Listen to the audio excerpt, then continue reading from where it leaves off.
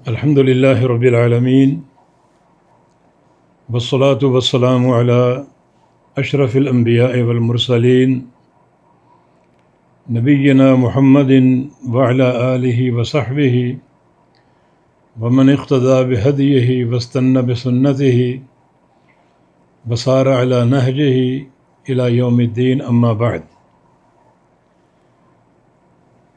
سامعین حضرات، السلام علیکم ورحمۃ اللہ وبرکاتہ۔ اللہ تعالیٰ کی توفیق سے دعاؤں کا سلسلہ جاری ہے اور مختلف دعاؤں کی اور اللہ کی حمد و ثناء کی جو مختلف صیغے وارد ہیں ان کی مختصر شرح ہو رہی ہے،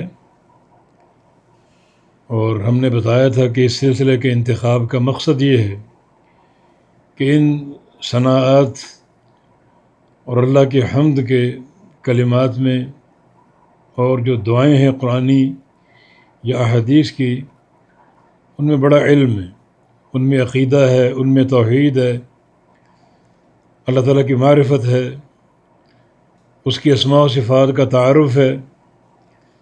بڑا ہی برگزیدہ یہ علم ہے اور اس کی طرف ضرور توجہ دینی چاہیے، اور اگر دعائیں یاد کر لیں معنی کے فہم کے ساتھ، اور جب دعا کریں تو وہ معنی آپ کے سامنے مستحضر ہو تو بہت زیادہ اس کا فائدہ ہوگا، کیونکہ جو زبان پر کلمات آپ ادا کر رہے ہیں ان کا معنی بھی آپ جانتے ہیں، تو گویا وہ عقیدہ آپ کے دل کے اندر بھی موجود ہے، تو آپ کا دل ان کلمات کی گواہی دے رہا ہے اور آپ کی زبان پر توحید کے ان کلمات کا اقرار و اعتراف ہے، اور اگر عمل بھی اس کے مطابق ہو جائے تو یہ توحید کامل ہے جو ایک انسان کی نجات کا باعث ہے، اور توحید ہی پر بندے کی نجات کا دار و مدار ہے۔ تو ان دعاؤں پر خوب غور کیجیے اور خوب ان کے معنی کو پہچانیے اور خوب ان دعاؤں کو یاد کریں تاکہ وہ دعائیں بار بار زبانوں پر آئیں، معنی کے استحضار کے ساتھ اور سچے عقیدے کے فہم کے ساتھ۔ آج ایک چھوٹا سا کلمہ ہے اللہ کی ثنا کا، سبحانک ما اعظمک ربنا، سبحانک ما اعظمک ربنا۔ یہ چھوٹا سا کلمہ مجمع الزوائد کی حدیث میں وارد ہے، اور اس کے راوی ابو ہریرہ رضی اللہ تعالی عنہ ہیں۔ اس میں اللہ تعالیٰ کی بڑی عظمت کا اور اس کی پاکیزگی اور ربوبیت، ان تین چیزوں کا اظہار اور اعلان ہے۔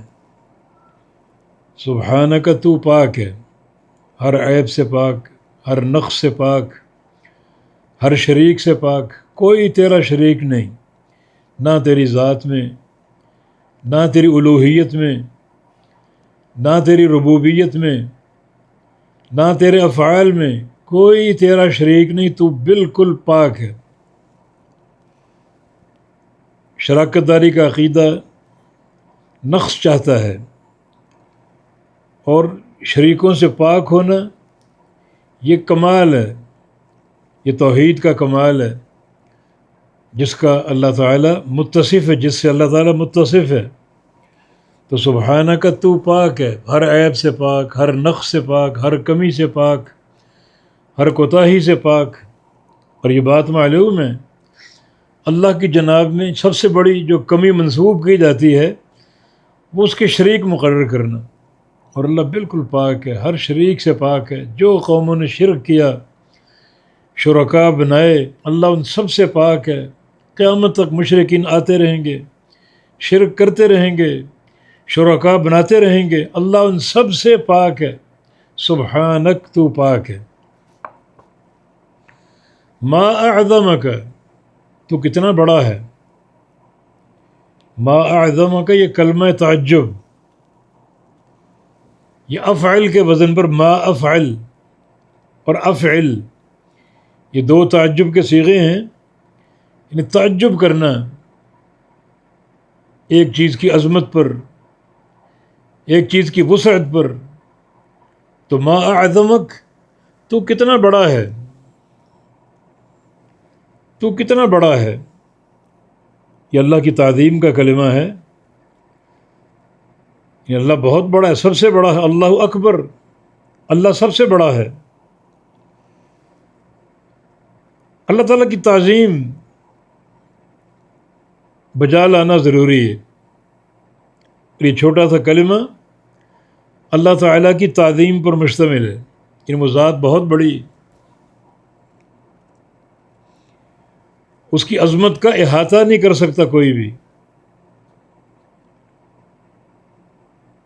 دیکھیں ایک حدیث نبی علیہ السلام کی صحیح مسلم وغیرہ میں، ایک موقع پر آپ نے فرمایا تھا کہ اذن لی ان اتحدث عن ملک من ملائکۃ العرش. آج اللہ نے مجھے اجازت دی ہے کہ میں ان فرشتوں میں سے ایک فرشتے کا تعارف کراؤں جو فرشتے اللہ کا عرش اٹھائے ہوئے ہیں. ان میں سے ایک فرشتے کا تعارف. وہ تعارف کیا ہے؟ قرناہ عند عرش الرحمن. اس کے دو سینگ جو سر پہ ہیں وہ رحمان کے عرش کے پاس ہیں. رحمان کے عرش کے پاس ہیں. ورجلاہ تخطان فی الارض السابعہ. اور اس کی دو جو ٹانگیں یا دو پاؤں ہیں وہ ساتویں زمین کو چھو رہے ہیں. یعنی ساتوں آسمان اور ساتوں زمینیں. کتنا خلا ہے یہ ایک فرشتہ. اور فرمایا کہ ما بین شحمت اذنہ الی عاتقہ مسیرۃ 700 عام.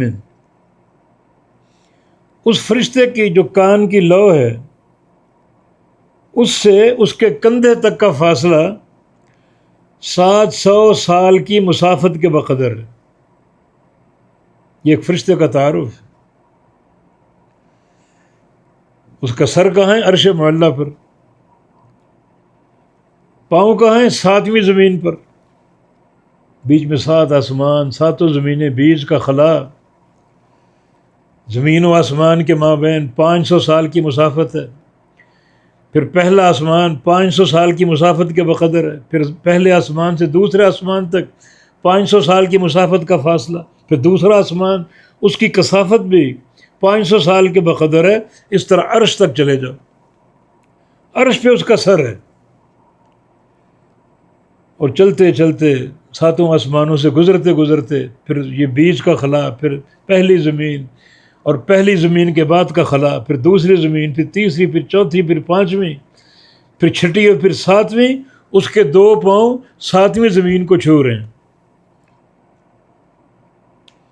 اور یہ کان کی لو جو ہے یہاں سے کندھے تک اپنا آپ ناپ کر دیکھ لیجئے، 4 انگلی کے برابر. اور وہ فرشتہ اس کے کان کی لو سے لے کر کندھے تک 700 سال کی مسافت کے بقدر کا فاصلہ ہے. یہ ایک فرشتہ. اس کی عظمت کو دیکھیں. اس فرشتے کا خالق کون ہے؟ اللہ رب العزت. تو ما اعظمک، کیا تیری عظمت کا کہنا، کتنا عظیم ہے تو. یہ ایک مخلوق کی معرفت، ایک مخلوق کا تعارف. اتنی بڑی مخلوق، اس کا خالق اللہ ہے تو اللہ کتنا بڑا ہے. کیا اس ذات کی عظمت، جبکہ اللہ اکبر، اللہ ہر شے سے بڑا ہے، کتنا بڑا ہے. حدیث میں آتا ہے کہ یہ ساتوں آسمان اللہ کی کرسی کے مقابلے میں ایسے ہیں جیسے ایک تشت میں 7 سکے پڑے ہوں. اور کرسی اللہ کے عرش کے مقابلے میں ایسی ہے جیسے ایک وسیع میدان ہو اور اس میدان میں ایک چھلا پڑا ہو. یعنی ساتوں آسمان کرسی کے مقابلے میں کیا ہیں؟ 7 سکے جیسے درہم وغیرہ کے ایک تشت میں پڑے ہوں. اتنی بڑی کرسی. آسمانوں کو دیکھو ذرا، ان کی وسعت کا اندازہ کیجئے، مگر اللہ کی کرسی کے مقابلے میں کیا ہیں؟ سکے ایک بڑے تشت میں. اور کرسی کیا ہے؟ موضع قدم الرحمن، رحمان کے 2 قدم رکھنے کی جگہ، یہ کرسی. اور کرسی جو ہے اللہ کے عرش کے مقابلے میں کیا ہے؟ جیسے ایک بڑا وسیع میدان ہو اور اس میں ایک چھلا پڑا ہو. عرش پہ اللہ مستوی، وہ عرش کا محتاج نہیں ہے. اور وہ کرسی اللہ کے 2 قدم رکھنے کی جگہ. اس عرش کا حامل ایک فرشتہ جس کا تعارف آپ کے سامنے آ گیا کہ اس کا سر اس عرش کو چھو رہا ہے اور اس کے 2 قدم 7ویں زمین کو چھو رہے ہیں، اور کان کی لو سے کندھے تک کا فاصلہ 700 سال کی مسافت کا فاصلہ ہے.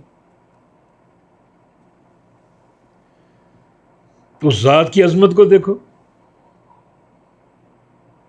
اللہ تعالیٰ خالق ہے، عرش کا بھی خالق، کرسی کا بھی خالق، آسمانوں کا خالق، زمینوں کا خالق، فرشتوں کا خالق. وہ حامل عرش جو فرشتہ جس کا تعارف آپ نے سنا، اس کا خالق. جب مخلوق ایسی عظیم ہے تو خالق کیسا ہوگا؟ صحیح بخاری وغیرہ کی حدیث میں اللہ تعالیٰ قیامت کے دن آئے گا، ایک انگلی پر 7 آسمان اٹھائے ہوں گے، ایک انگلی پر 7 زمینیں اٹھائی ہوں گی، ایک انگلی پر جو زمین کا سارا پانی اٹھایا ہوگا، ایک انگلی پر جو کھیتیاں، اناج اور دوسرے جانور حیوانات سب اٹھائے ہوں گے. اللہ ان کو اچھال رہا ہوں گے اور فرمائے گا ان الملک، میں ہوں بادشاہ. این ملوک الارض، زمین کے بادشاہ کہاں ہیں؟ وہ بیچارے کہاں ہوں گے؟ ان کا کوئی تخت نہیں ہوگا، کوئی کرسی نہیں ہوگی. وہ بادشاہ بیچارے بھی اپنی جو مملکت ہے، اپنی جو رعیت ہے، اس کے بیچ میں کھڑے ہوں گے، نفسی نفسی پکار رہے ہوں گے اللہ بادشاہ. یہ اس ذات کی عظمت ہے. تو ما اعظمک، تو کتنا بڑا ہے. ربنا، اے ہمارے رب. تو ہم نے چند مثالوں سے واضح کیا رب تعالیٰ کی تعظیم، اس کا بڑا ہونا. اب اس کا تقاضا کیا ہے؟ تقاضا یہ ہے کہ اس سے ڈر جاؤ. اس ذات کا قیامت کے دن اکیلے سامنا کرنا ہے. یوم یقوم الناس لرب العالمین. رب تعالیٰ کے سامنے کھڑے ہونا پڑے گا حساب و کتاب کے لیے. عظمت ہم نے سن لی، وہ ذات کتنی بڑی. تو اس ذات کا سامنا کر پاؤ گے؟ مشکل گھڑی. اللہ سے دعا کرنا چاہیے کہ یا اللہ ہمارا سب سے بہترین دن وہ بنا دے جس دن تیرے سامنے کھڑا ہوں گے. اکیلے کھڑا ہونا ہے، کوئی ساتھ نہیں ہوگا. تو ما اعظمک، تو کتنا بڑا ہے. تو اس کی تعظیم اور اس کا بڑا ہونا، اس کا تقاضا، اس سے ڈر جاؤ اور اس کی نافرمانی مت کرو. جو اس نے اعمال صالحہ کا راستہ دکھایا اس پر چلو، نافرمانی مت کرو. اتنی عظیم ذات، اس کی نافرمانی کر کے اس کا سامنا کیسے کرو گے؟ تو ما اعظمک، تو کتنا بڑا ہے. ربنا، اے ہمارے رب.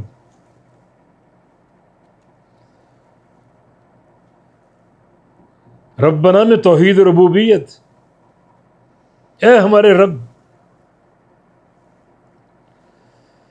تو یہ دعا چھوٹی سی، اس میں 3 چیزوں کا بیان ہے. سبحانک، تو پاک ہے، اس کی تسبیح، ہر عیب اور نقص سے پاک ہے. ما اعظمک، تو کتنا بڑا ہے. تو خالی اس کے بڑے ہونے کا اقرار نہ کرو، اس سے ڈر بھی جاؤ، اس کے سامنے کھڑا ہونا، حساب و کتاب کے لیے پیش ہونا، کیسے سامنا کر پائیں گے؟ اور آخری لفظ یہ جملہ ربنا، اے ہمارے رب، ہمارے رب کہنا اسی کو زیب دیتا ہے جو اس کو رب مانتا ہو، پوری طرح اس کی عبودیت میں شامل ہو، داخل ہو۔ وہی رب ہے، وہی پالنے والا، وہی خالق، وہی مالک، وہی مدبر، وہی مشکل کشا، وہی حاجت روا، وہی داتا، وہی غوث، پوری طرح ایمان لے آؤ، پھر تم ربنا کہو گے تو وہ قابل قبول ہوگا۔ داتا کسی اور کو مانو، غوث کسی اور کو مانو، مشکل کشا کسی اور کو مانو، حاجت روا کسی اور کو مانو، اولاد دینے والا کسی اور کو مانو، شفا دینے والا کسی اور کو مانو، تو ربنا پر تمہارا خاک ایمان ہے، کوئی قابل قبول نہیں، کوئی قابل قبول نہیں۔ تو ہم نے عرض کیا کہ ہر دعا میں ربنا یہ اللہم ضرور ہے۔ ربنا کا مانو اس کی ربوبیت کو مانو پھر دعا کرو، اللہم کا مانو اس کی الوہیت کو مانو پھر دعا کرو۔ وہ اکیلا الہ ہے، معبود ہے، کوئی دوسرا معبود نہیں، وہ اکیلا رب ہے، کوئی دوسرا رب نہیں، اکیلا خالق اور مالک اور مدبر اور اس کائنات کا متصرف۔ تو یہ چھوٹا سا جملہ اللہ تعالیٰ کی توفیق سے چند معروضات ہم نے پیش کی، اللہ تعالیٰ ہم کو صحیح فہم عطا فرما دے۔